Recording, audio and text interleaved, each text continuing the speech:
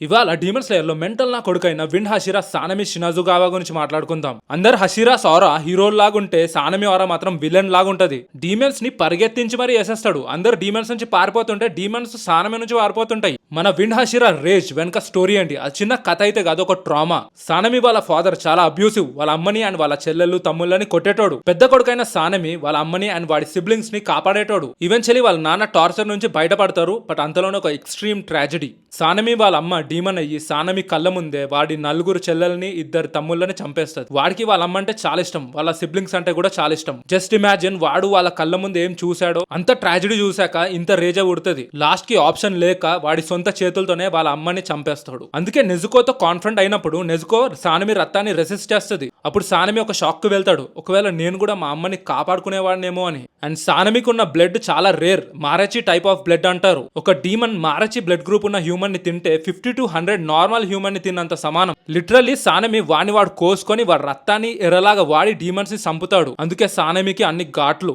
చెప్తుంటేనే goose bumps వస్తున్నాయి. And సానమికి వాడి తమ్ముడైన గెన్యా అంటే ప్రాణం. వాడికి క్లోజ్ ఉన్న వాళ్ళందరూ చనిపోతున్నారని తెలిసి కావాలనే వాళ్ళ తమ్ముడి పైన కోపాన్ని నటిస్తాడు. అప్కమింగ్ మూవీస్ లో సానమిలో ఉన్న డెప్త్ ని మీరు చూస్తారు. సానమి షినోబు అక్క అయిన కనావుని ప్రేమిస్తాడు, కానీ ఎక్కడ కన్ఫెస్ చేస్తే తను కూడా దూరం అయిపోతుందేమో అని చెప్పేసి లోపలే పెట్టుకుంటాడు. లాస్ట్ కి తను కూడా అప్పర్ ర్యాంక్ 2 అయిన డోమా చేతిలో చనిపోతుంది. ఎన్నెన్ని ట్రాజిడీలు ట్రామాలు ఫేస్ చేస్తాడో మన విండ్ హషిరా సానమి షినాజుగావా. మీలో కూడా ఎవరన్నా సానమి ఫ్యాన్స్ ఉన్నారా? ఉంటే కామెంట్స్ లో చెప్పండి. And next day demon slayer character పైన వీడియో చేయాలో కూడా చెప్పండి.